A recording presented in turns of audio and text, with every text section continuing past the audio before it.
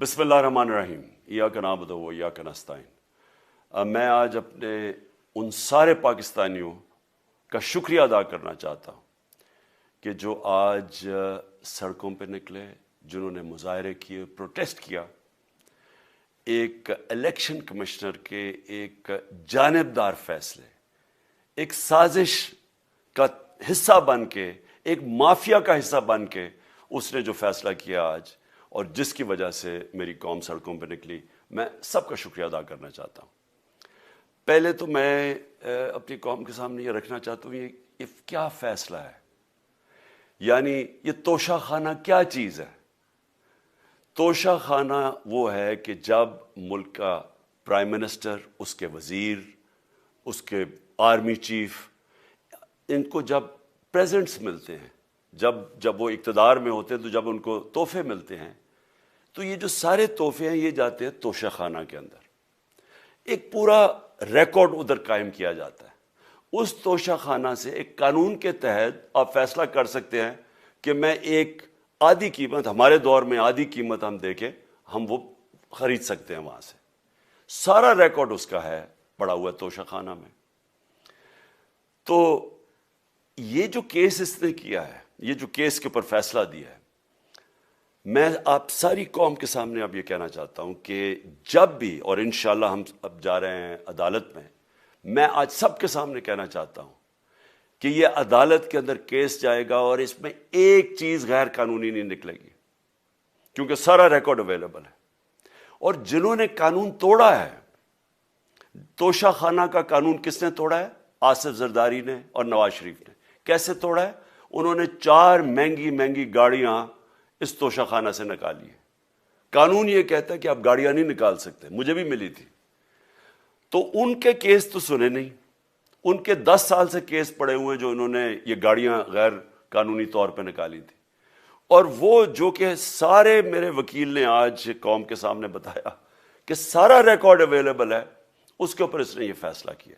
تو پہلے تو ہم جائیں گے انشاءاللہ عدالت میں، لیکن میں اس الیکشن کمشنر کے اوپر اپنی قوم کے سامنے اس کا ذرا اصلیت رکھنا چاہتا ہوں۔ یہ وہ آدمی ہے جو پچھلے 2.5 سال سے ہمارے خلاف فیصلے دے رہا ہے۔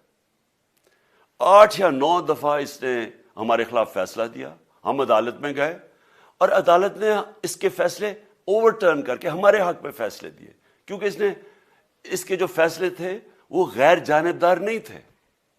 ہم ای وی ایم مشینز کے اوپر کوشش کرتے رہے کہ اس ملک میں صاف اور شفاف الیکشن ہو، 2 سال کوشش کرتے رہے۔ اس الیکشن کمیشن نے پیپلز پارٹی اور نون لیگ کے ساتھ مل کے وہ نہیں ہونے دیا۔ ہم نے عدالت میں گئے کہ جو سینٹ کے اندر پیسہ چلتا ہے، سینٹ کے الیکشنز کے اندر، کہ وہ ووٹ ویریفائبل ہونی چاہیے، یعنی لوگوں کو پتہ ہونا چاہیے کہ آپ کے ایم پی کدھر ووٹ ڈال رہے ہیں۔ ہم سپریم کورٹ میں گئے، سپریم کورٹ میں اجازت دے دی کہ ووٹ ویریفائبل ہونی چاہیے، اس نے روک دی۔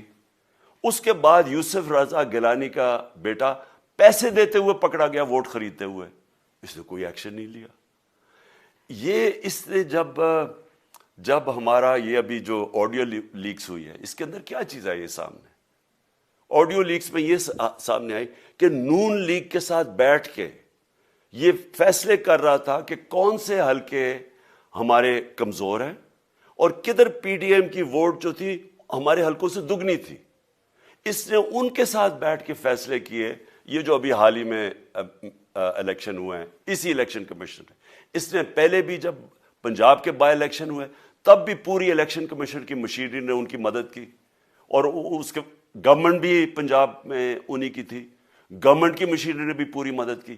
اس کے باوجود دونوں دفعہ یہ الیکشن ہار گئے، اور الیکشن اس لیے ہارے کہ پاکستان کی قوم ان کو ریجیکٹ کر بیٹھی ہے، اور اللہ کا شکر ادا کرتا ہوں ہمارے ساتھ کھڑی ہے۔ جب ہماری گورنمنٹ گئی تب سے یہ مافیا کوشش کر رہا ہے کہ تحریک انصاف کو ختم کرنے کی۔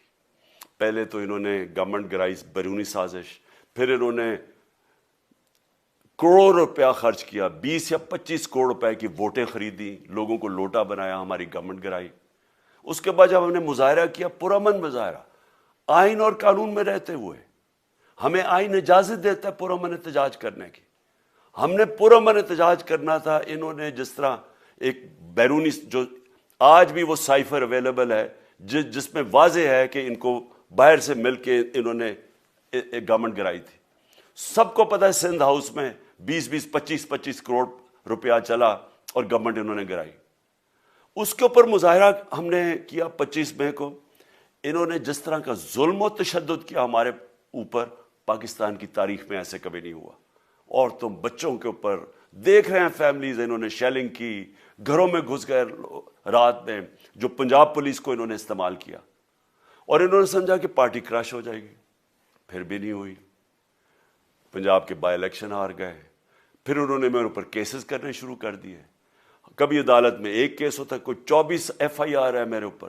دہشت گردی کا میرے پہ کیس کر دیا. کیا کیس تھا؟ ساری دنیا میں رپورٹ ہوا وہ کیس. کیس کیا ہے کہ عمران خان کہہ رہا ہے کہ ریمانڈ پہ بھیجنے کے لیے ایک جس کے اوپر تشدد ہوا ہے, کسٹوڈیل ٹارچر ہوئی ہے شہباز گل کو, کہ ہم قانونی کارروائی کریں گے, اس کے اوپر دہشت گردی کا کیس کر دیا. تو پوری کوشش کرتے رہے نہ کسی طرح اس کو, کیونکہ میچ میں تو آپ کھیل نہیں سکتے تھے, تو عمران خان کو میچ سے نکال دو باہر. یہ شروع سے ان کی کوشش تھی.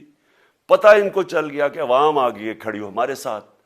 بڑے میں جلسے ہوئے ہیں, کبھی اتنے بڑے جلسے ہوئے ہی نہیں پاکستان میں. اور پھر یہ جو ابھی جو الیکشن ہوا ہے اس کے اندر پوری پلاننگ کرتے ایک کینڈیڈیٹ کھڑا کر کے پھر بھی ہار گئے. تو یہ مجھے پہلے ہی پتا تھا کہ انہوں نے اس کا رزلٹ کیا آنا ہے. میری ساری پارٹی کو پتا ہے, میں نے ان کو واٹس ایپ کیا, اپنے سارے لوگوں کو بتایا. مجھے کل رات میں نے سب کو بتا دیا کہ اس نے ڈسکوالیفائی کرنا ہے, کیونکہ یہ اس سازش کا حصہ ہے, یہ مافیا کا حصہ ہے. اور مافیا کیا کوشش کر رہی ہے یہ ذرا ساری قوم سن لو. جو پاکستان کی سب سے بڑی پارٹی ہے, جو فیڈرل پارٹی ہے, باقی پارٹیز تو اب صوبائی پارٹیز رہ گئی ہیں, چھوٹی سکڑ کے ہو گئی ہیں فیملی پارٹیز. جو سارے ملک کے اندر ایک فیڈرل پارٹی ہے اس کو ختم کرنے کی کوشش کر رہے ہیں. اور یہ میں پھر سے اس ملک کی تکلیف دے جو ہمارا تاریخ کا حصہ تھا, جب ایسٹ پاکستان ہمارے سے علیحدہ ہوا, کیا ہوا تھا؟ جو پارٹی کو سب سے بڑا مینڈیٹ ملا اسی پارٹی کو ختم کرنے کی کوشش کی. ملک کا جو ہوا وہ تاریخ کا حصہ ہے. یہ پھر کوشش کر رہے ہیں کہ ایک پارٹی جو ساری فیڈریشن کو اکٹھا رکھ سکتی ہے اسی پارٹی کو ختم کرنے کی کوشش کر رہے ہیں کہ جناب عمران خان کو کسی طرح ڈسکوالیفائی کریں اور پھر الیکشن ہو. اور پھر مجھے اور نواز شریف کو ایک ہی طرح دکھایا جا رہا ہے کہ اچھا جی عمران خان بھی ڈسکوالیفائی ہو گیا تو نواز شریف بھی ہو گیا. نواز شریف اس ملک کا بڑا مجرم ہے.